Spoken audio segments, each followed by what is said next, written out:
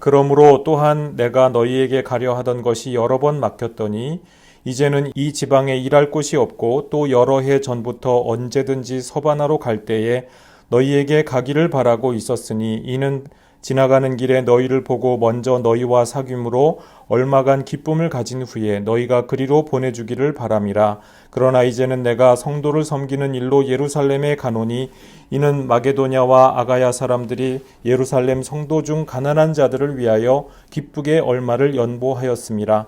저희가 기뻐서 하였거니와 또한 저희는 그들에게 빚진 자니 만일 이방인들이 그들의 영적인 것을 나누어 가졌으면 육적인 것으로 그들을 섬기는 것이 마땅하니라.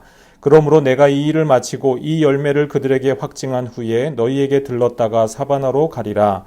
내가 너희에게 나아갈 때에 그리스도의 충만한 복을 가지고 갈 줄을 아노라. 형제들아, 내가 우리 주 예수 그리스도와 성령의 사랑으로 말미암아 너희를 권하노니 너희 기도에 나와 힘을 같이하여 나를 위하여 하나님께 빌어 나로 유대에서 순종하지 아니하는 자들로부터 건짐을 받게 하고 또 예루살렘에 대하여 내가 섬기는 일을 성도들이 받을 만하게 하고 나로 하나님의 뜻을 따라 기쁨으로 너희에게 나아가 너희와 함께 편히 쉬게 하라. 평강의 하나님께서 너희 모든 사람과 함께 계실지어다. 아멘. 사도 바울은 로마서 1장에서 이미 로마에 방문하고자 한다라고 의사를 밝혀둔 바 있습니다. 로마서 1장 30절 전후를 보면 이렇게 기록이 되어 있는데요. 이제 구체적으로 5장에 이르러서 이제 구체적으로 어떤 목적과 동기에서 로마에 방문하고자 하는지 전하고 있습니다. 22절, 그러므로 또한 내가 너희에게 가려 하던 것이 여러 번 막혔더니 그랬습니다. 22절에 보니까요, 바울은 이미 여러 차례 로마에 방문하고자 했다 이렇게 밝혔습니다. 근데 여러 번 가는 길이 막혔다는 것입니다. 우리가 기도만 하면은 다 만사 형통일 것 같고 승승장구할 것 같고 우리 갈 길이 막히거나 잘 안 되면, 잘 안 풀리면 뭔가 이거는 잘못된 것이다. 혹은 뭐 기도가 부족한 것이다. 이렇게 생각하기 쉽습니다. 심지어는 이거는 벌 받는 거다. 이렇게 생각할 수조차 있을 것입니다. 하지만 심지어 기도의 사람 사도 바울조차 이 로마에 방문하고자 하는 중차대한 목적을 가지고서도 가고자 하는 길이 막혔다고 하는 것입니다. 그리고 이것이 한두 번이 아니라 여러 번 이 가고자 하는 길이 막혔다. 이렇게 지금 고백하고 있습니다. 하나님께서 분명 기도만 하면 시행하신다고 하지 않으셨습니까? 그런데 어째서 길을 열어주시지 않느냐는 것이죠. 어째서 기도를 했는데 우리의 계획이 하나님의 뜻과 일치된다고 믿어지던 그 계획인데 어째서 척척 열리지 않고 뻥 뚫리지 않느냐 이 말씀입니다. 정하신 때를 하나님께서 기다리도록 우리를 단련하고 계시는 것입니다. 그 전에 정하신 때가 오기 전에 준비되고 예비되도록 하시기 위하여서 기도를 바로 들어주시지 않는다고 하는 것이죠. 23절입니다. 이제는 이 지방에 일할 곳이 없고 또 여러 해 전부터 언제든지 서바나로 갈 때에 너희에게 가기를 바라고 있었으니 23절 말씀이 22절에서 우리가 질문하였던 이 물음에 대해서 답을 해주고 있습니다. 자, 여기서 이제는 이 지방에 일할 곳이 없고 라고 이렇게 말씀하고 있죠. 이렇게 해도 들리지 않습니까? 사도 바울 선생님이 나 이제 실업자가 됐는데 너희한테 가서 좀 얹혀 지낼게. 그래도 되지? 이렇게 하는 것처럼 들리지 않습니까? 그런 말씀일까요? 그럴 리가 없겠죠. 사도 바울 선생님이신데 앞서 우리 지난주에 나누었던 그 말씀 가운데에서 19절 이하에 보면은요, 사도 바울은 남의 터 위에 내가 교회를 건축하지 아니하려고 노력한다. 이런 원칙을 가지고 있다고 고백한 바 있습니다. 그래서 이제 사도 바울이 이 원칙에 따라서 열심히 복음 전도를 하신 거예요. 예루살렘에서 일루리곤까지 복음 전파를 했는데 이제 새롭게 터를 닫고 거기서 교회를 자립시키고 교회 개척을 성공적으로 하셨다는 것이죠. 그런데 그 모든 복음 사역이 이제 완성된 그 단계에 이른 것입니다. 그래서 모든 지역에서 일루리곤에 이르는 모든 그 동방의 여러 지역들 가운데에서 교회가 자립해서 섰을 뿐만이 아니라 바울 선생님이 그 다음을 맡겨도 될 만한 후임자들을 세울 수가 있을 만큼 교회가 이제 성장했다, 그 말씀입니다. 이 교회를 바울 선생이 동방의 여러 지역에 세울 때 아무데나 그냥 세우지 않겠죠. 사람 없는데 깃발 하나 꼽아놓고 이것이 우리 교회입니다 라고 하지 않겠죠. 그 지역에 가장 중요한 거점 지역마다 찾아가서 거기를 중심지로 해서 다른 지역에도 다 퍼져나갈 수 있도록, 그렇게 그야말로 터를 닦는 그러한 역할을 할 수 있도록 교회 공동체를 개척하는 사역을 했는데, 지금 사도 바울이 이 사역을 동방 지역에서는 완성했다라고 이렇게 말씀을 한다는 것이죠. 그래서 둘러보니까 일을 더 이상 할 곳이 없어요. 복음 전파의 일을 할 수가 없다는 뜻이 아니고, 터를 닦는 그와 같은 복음 개척의 사역을 감당하기에 이미 모든 지역에, 동방에 있는 모든 지역에 거점마다 다 교회를 세워놨다, 그 말씀입니다. 그래서 이제 전에부터 품어오던 서바나 선교 계획을 실행해야겠다. 서바나는 서방에 있거든요. 그러니까 이 서방 지역에 대해서 이제 그 선교를 해야겠다, 이렇게 느꼈다는 것입니다. 참고로 이 동방은 로마 제국에서 그리스어를 사용하는 지역을 동방이라고 일컫습니다. 서방은 라틴어를 주로 사용하는 지역을 이제 그 서방이라고 하거든요. 그래서 로마를 기점으로 해서 그 오른쪽에 있는 지역을 동방이라고 하고, 그리고 로마 왼쪽에 있는 지역을 서방, 이렇게 이야기를 합니다. 서바나가 도대체 어딜까요? 아마 그 젊은 세대, 어린 세대는 서바나가 도대체 뭘 얘기하는 것일까? 혹은 뭐 사바나 기후에 있는 사바나인가? 좀 헷갈릴 수가 있겠는데요. 서바나는 스페인을 한자로 음역한 표현입니다. 오늘날도 서바나어과 하면은 스페인어과란 얘기죠. 헬라어로는 스파니아, 라틴어로는 이스파니아, 이렇게 되어 있거든요. 여기서 말이 이제 갈라져 온 것이죠. 그래서 우리가 쓰는 스페인, 이것은 헬라어에서 갈라져 나온 말이고요. 또 에스파냐라고 하는 그런 표현도 쓰지 않습니까? 그건 이제 라틴어에서 그렇게 나온 말이라고 하는 것인데요. 이게 벌써 이 명칭들이 2000년도 전에 이 명칭이 이미 쓰이고 있었다는 것입니다. 당시 사람들에게는 이 서바나가 마치 땅끝과도 같은 곳이었습니다. 사도 바울이 아직 주님의 이름을 부르지 않는 곳에 교회를 세우겠다, 교회의 터를 닦겠다라고 하는 이 선교의 그 소망을 품었을 때 서바나야말로 내가 가야 할 마지막 땅끝 거점이다라고 그렇게 생각을 했던 것이죠. 자, 그런데 서바나로 가는 길에 왜 로마에 들리고자 했을까요? 24절입니다. 이는 지나가는 길에 너희를 보고 먼저 너희와 사귐으로 얼마간 기쁨을 가진 후에 너희가 그리로 보내주기를 바람이라.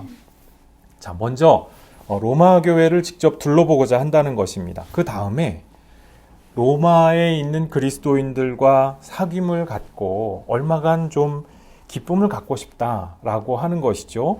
여기서 바울 선생님이 말하는 기쁨이 무엇이겠습니까? 막 맛있는 거 먹고 산의 진미로 막 잔치 벌이고 술 마시고 놀고 이런 것이겠습니까? 그런 것일 수가 없겠죠. 복음을 나눔으로써 얻는 영적인 기쁨을 가리키는 것입니다. 이건 역시 로마서 1장에서 이미 한번 언급이 되었던 부분이고요.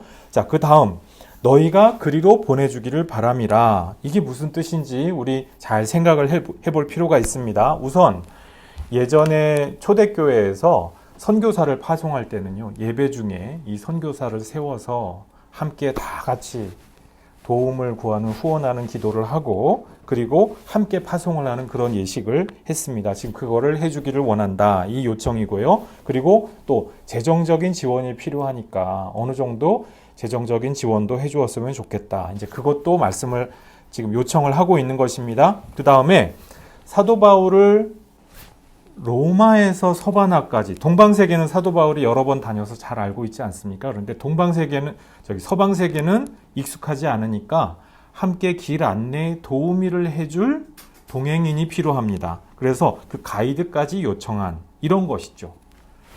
기도도 요청했지요. 선교사로 파송하고, 그 다음에 재정적인 요청도 해달라고, 재정적인 지원도 해달라고 요청하고 있죠. 그 다음에 가이드까지 붙여달라 이 말씀을 한 거예요. 이게 얼마나 큰 요구입니까? 얼마나 부탁이 커다랗습니까? 이 부탁을 읽다 보면은 아니 갑자기 로마에 관광인지 뭔지 오겠다고 하면서 이렇게 큰 후원도 해달라고 이런 생각을 했을 법하지 않을까요? 어떻게 보면은 굉장히 염치 없고 무례한 부탁인 것은 아니었을까요? 우리 이렇게 생각을 해봄직합니다. 우리가 사실 신앙의 이름으로 염치 없고 무례하게 처신하게 되는 것은 아닌가 우리 고민해 볼 필요가 있겠죠. 그러니까 이런 일을 하지 아니하도록 우리가 좀 삼가는 처신을 하도록 주의해야 마땅하지 않겠습니까? 그런데 사도 바울의 행적이 바로 이렇게 염치 없고 무례한 처신이었냐는 것입니다. 여기에 대해서 우리가 잘 살펴봐야 되는데요. 우리 이제 25절 이하를 계속 읽어 나가다 보면 이것이 결코 염치 없거나 무례한 부탁이 아니었다. 오히려 그 정반대에 있는 정말 이렇게 가슴 뭉클하고 그리고 마음 아픈 부탁이었구나 하는 것을 우리가 알 수 있게 됩니다. 25절입니다. 그러나 이제 내가 성도를 섬기는 일로 예루살렘에 가노니. 우리 사도 바울의 시대는요, 현대가 아니지 않습니까? 이게 너무나도 당연한 사실인데 사도 바울의 시대는 2000년 전에 우리가 너무나도 익숙하게 사용하는 이메일도 없었고요. 핸드폰도 없었고요. 유튜브도 없고 SNS도 없습니다. 그렇죠. 그래서 실시간으로 소통할 수 있는 수단이 없었던 것이죠. 오직 서신하고요. 전원하는 사람, 전원자밖에 없는 것입니다.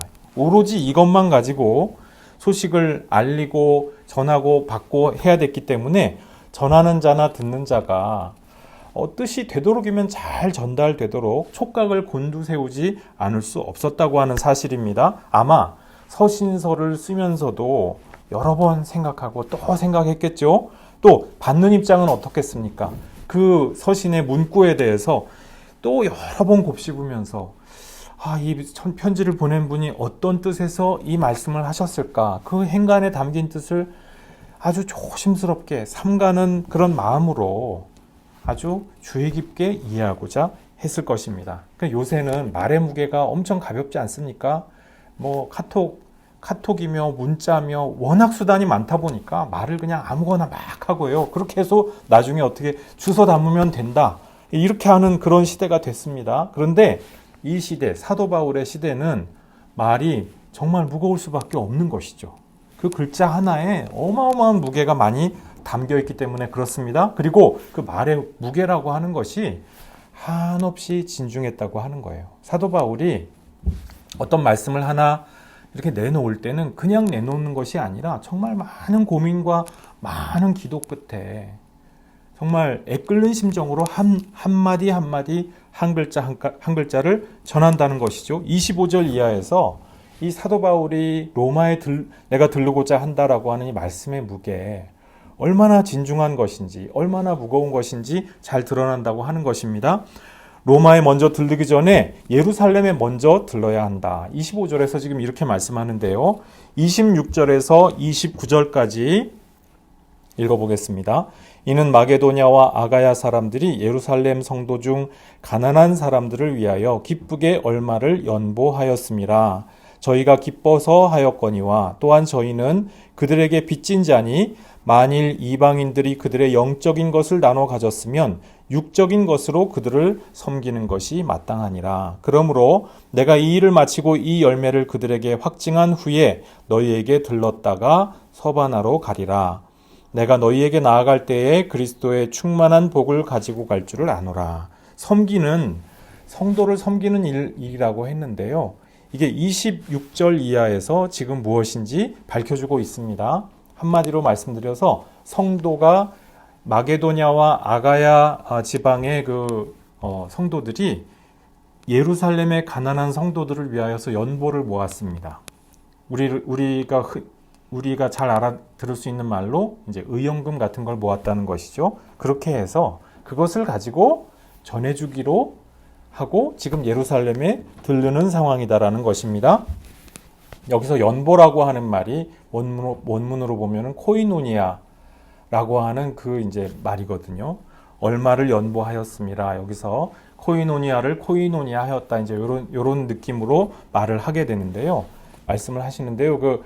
코이노니아라고 하는 것이 우리가 흔히 이야기하는 나눔을 이야기하는 겁니다. 나눔이라든지 구제라든지 이런 것이 전부 코이노니아를 번역한 말이거든요.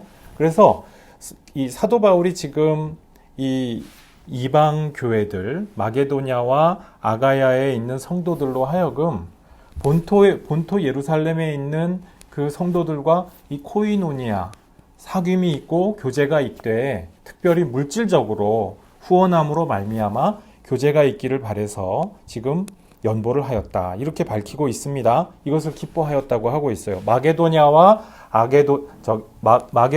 아가야 사람들은요. 이거는 그 도시만 이야기하는 것이 아니고 속주 전체를 로마의 속주 그 지역 전체를 얘기하는 것이거든요. 그러니까 사도 바울이 이 일을 하기 위해서 얼마나 애를 많이 쓰고 이리 뛰고 저리 뛰고 노력을 많이 했겠습니까? 그래서 그 연보를 다 모아다가 지금 예루살렘으로 이것을 가지고 가기 위하여서 지금 이동 중이라는 것이죠.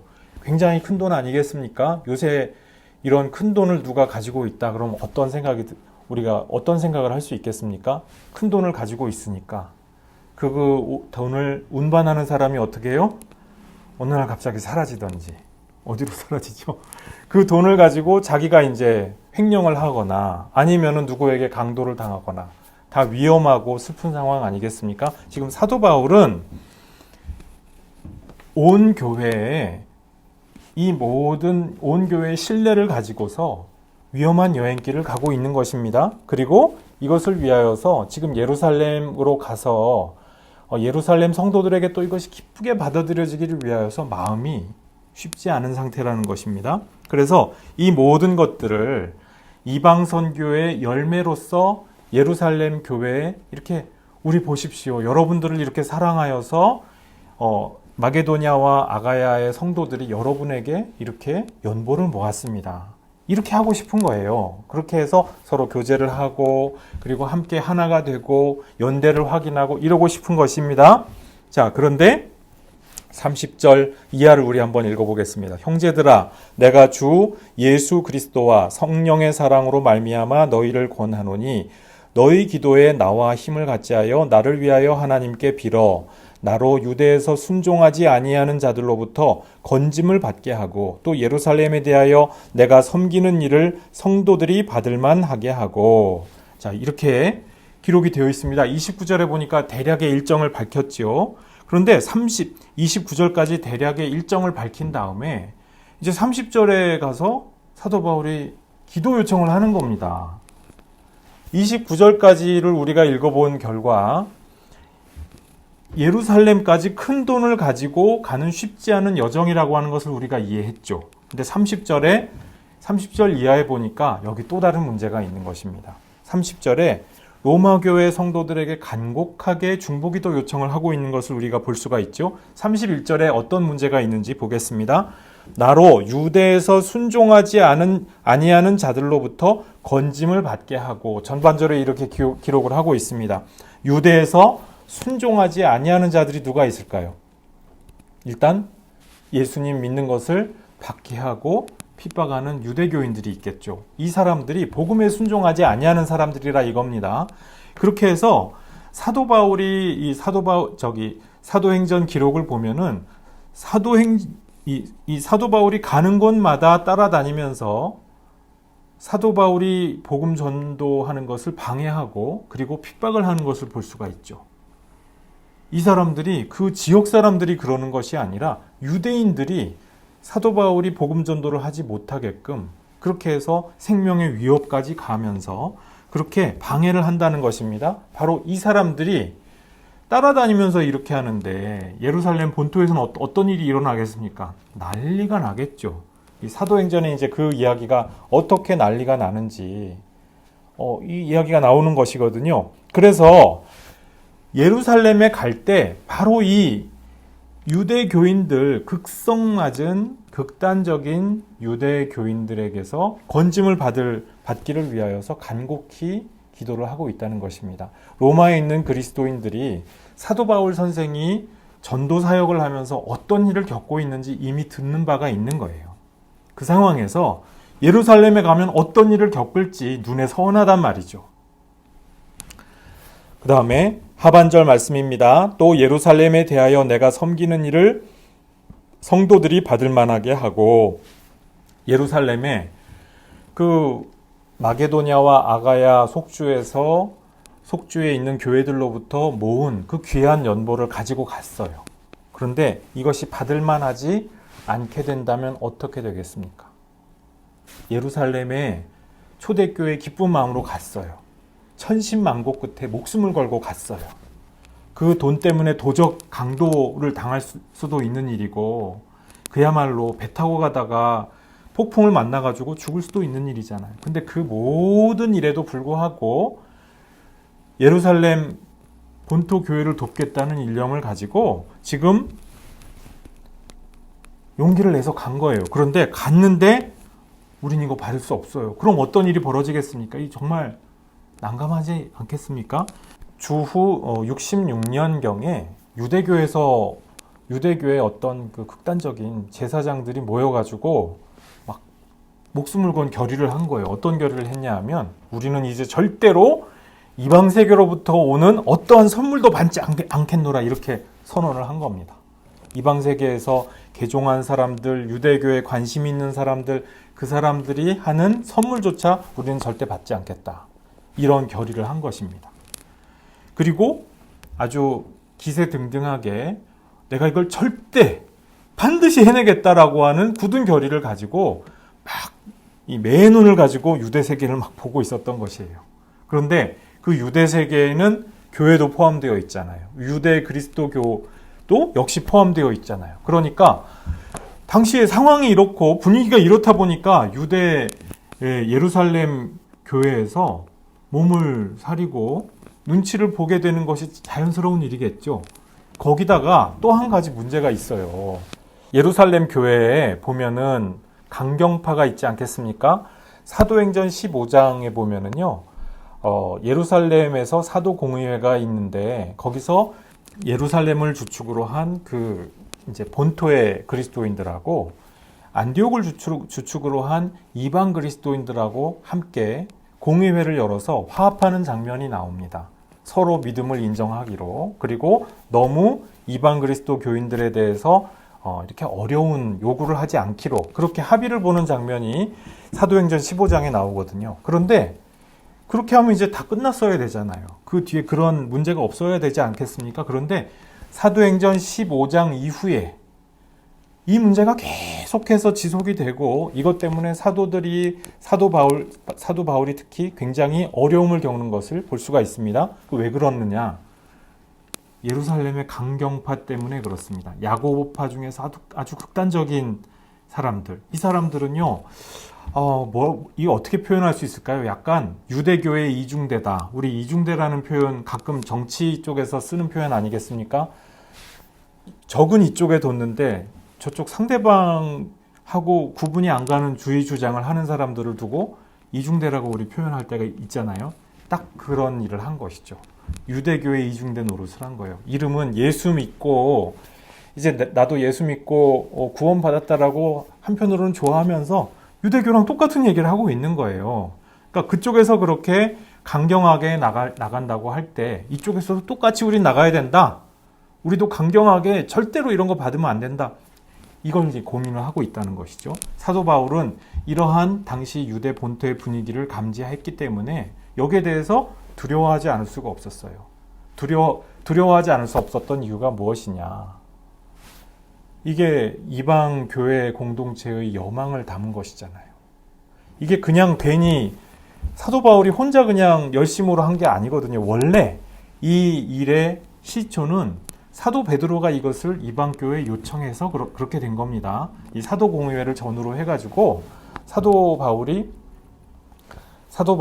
이제 사도들을 만난 자리에서 사도 베드로가 잘 오셨습니다. 우리 예루살렘의 가난한 그 성도들, 우리 형제자매들을 위해서 이방 교회에서 여유가 되시면은 연보를 좀 부탁합니다. 이렇게 해서 그럼요, 제가 그렇게 해야죠. 이렇게 합의를 본 것이죠. 그렇게 해서 연보가 이제 되기 시작한 것인데 막상 가지고 갔더니 우리 이거 절대 못 받아. 너희는 이방인이야. 이러면서 되면은 예루살렘 교회와 이방 교회가 서로 물질적으로도 이렇게 소통이 되고 영적으로도 그 친교가 이루어지는 코이노니아에 이 일치가 있었는데 이것이 깨어지지는 않을까. 사도 바울이 이것을 두려워하고 염려할 수밖에 없는 상황이었다는 것이죠. 그래서 사도 바울이 지금 로마 교회에 대해서 간절하게 간구를 하고 있는 것입니다. 우리를 위해서 중보기도를 좀 해다오. 우리 여러분의 기도가 없이는 이 일을 절대로 감당할 수가 없다. 가가지고서도 살지 죽을지 알 수가 없는 거예요. 그 예루살렘의 극성스러운 그 열심당 때문에, 거기서 극단적인 강경파들 때문에 사도 바울의 목숨이 사실은 위태로운 것입니다. 목숨을 걸고 지금 예루살렘에 간다고 하는 것이죠. 그래서 32절 우리 같이 한번 읽어보겠습니다. 시작. 나로 하나님의 뜻을 따라 기쁨으로 너희에게 나아가 너희와 함께 편히 쉬게 하라. 이 표현은요, 정말 이 말씀을 이렇게 묵상해 보면은 이거는 너무나도 이것은 간절한 표현입니다. 나로 하나님의 뜻을 따라 그랬거든요. 로마를 가겠다고 했는데 지금 사도 바울이 로마에 가는 것이 관광하러 가는 것이 아닌 거예요. 우리 선교 여행 간다고 하지 않습니까? 여행 반, 선교 반. 선교는 그 이름이고 그냥 거칠의 이름이고 사실은 여행과 관광이 목적인 그런 경우 혹간가다 있을 수 있겠죠. 근데 사도 바울의 이 선교는 그런 것이 아닙니다. 글자 그대로 목숨을 걸고 지금 선교지로 가는 거예요. 가는데 심지어는 예루살렘 본토인데 거기서도 내가 하나님의 뜻이면은 이것을 무사히 전달하고 목숨을 건질 수 있을 것이다. 지금 이 말씀입니다. 로마 교회에 있는 성도들은 이 하나님의 뜻을 따라라고 하는 이 표현을 곱씹고 또 곱씹어 보면서 로마에 들리겠다고 하는 이것이 정말 얼마나 처절한 이 소원인지 이것을 다시 한번 생각해 보지 않을 수가 없었다고 하는 것입니다. 하나님의 뜻을 따라 기쁨으로 너희에게 나아갈 수 있기를 바란다. 그리고 너희와 함께 편히 쉴 수 있게 그렇게 위하여서 기도를 부탁한다. 지금 이 말씀이거든요. 사도 바울이 편히 함께 쉬는 것, 이 모든 것은요, 정말 목숨을 걸고 최선을 다해서 주님의 일을 위하여서 모든 것을 희생하고서 최선을 다한 끝에 얻는 그와 같은 안식이요 휴식이었다. 이렇게 말씀드릴 수가 있습니다.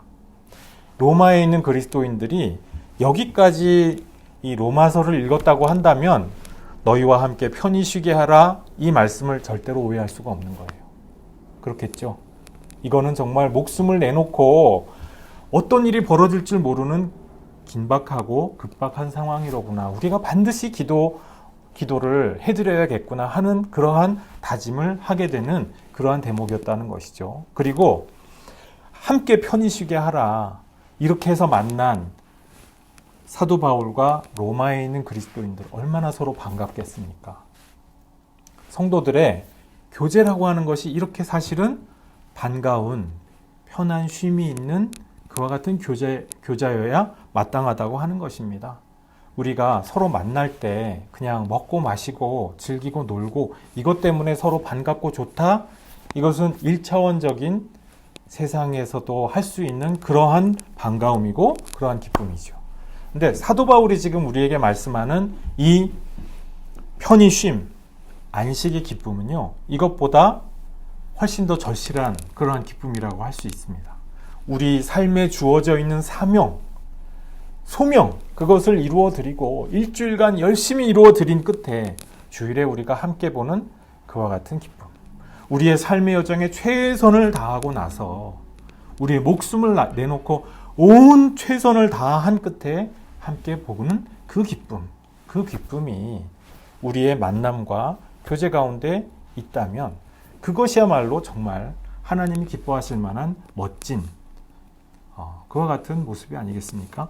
평강의 하나님, 33절입니다. 평강의 하나님께서 너희 모든 사람과 함께 계실지어다. 아멘. 사도 바울이 지금 평강의 하나님이 주시는 복을 우리에게 구하고 있어요. 그렇죠. 이것은 사도 바울 한 사람, 이건 나하고 아무 상관이 없지, 그 말씀이 아니라는 것입니다. 로마에 있는 그리스도인들, 2000년 전에 로마에 있는 그리스도인들이 그랬던 것처럼 오늘날도 마찬가지인 것입니다. 우리 각자가 삶의 여정을 지금 걸어가고 있잖아요. 삶의 여러 가지 단계에서 위기를 만나고 과제를 만나고, 그리고 그럼에도 불구하고 그 모든 것들을 넘어가서 극복해서 이루어 들어야 할 사명이 있는 것 아니겠습니까? 그것을 우리 목숨을 내놓고 최선을 다해서 이루어 드린 후에 우리가 함께 만날 때 여기에 평강이 있다는 것입니다. 여기에 쉼이 있다고 하는 것이죠. 주일의 의미도 그것이죠. 하나님께서 6일 동안 창조의 사역을 감당하셨습니다. 그리고 7일째에 쉬셨잖아요. 그 쉬시는 게 무엇입니까? 그냥 내가 논다, 레크리에이션을 마음껏 하고 재밌는 것을 마음껏 보고 먹고 논다, 그 뜻이겠습니까? 아니죠. 6일 동안 하나님은 창조의 에너지를 인류를 위하여서, 온 우주를 위하여서 쏟아 부으신 것입니다. 그리고 7일째 그 모든 것들을 쳐다보시면서, 돌아보시면서 기뻐하시고 그 거룩한 기쁨 가운데에서 평안을 누리신 것이거든요. 우리에게도 이와 같은 평강, 진정한 편히 쉼의 은혜가 있어야 할 줄로 믿습니다. 우리 일주일의 삶 가운데에서 하나님께서 우리에게 주시는 모든 사명, 과제, 그리고 모든 소명들을 충성되게 이루어드리고 주일의 예배의 자리에서 함께 기쁨 가운데서 편히 쉬고 서로가 서로에게 위로가 되는 그런 믿음 생활 하시기를 주님의 이름으로 축복합니다. 기도하시겠습니다. 아버지 하나님, 감사합니다. 우리에게 우리 생의 여러 가지 사명과 과제와 소명을 허락하여 주신 것 감사합니다. 또한 여러 가지 문제도 허락하여 주시고 낙심되고 좌절되는 일들도 만나게 하여 주심 감사합니다. 이 모든 일들을 통하여서 주님께서 우리로 하여금 하라 하시는 그 명령이 있는 줄로 믿습니다.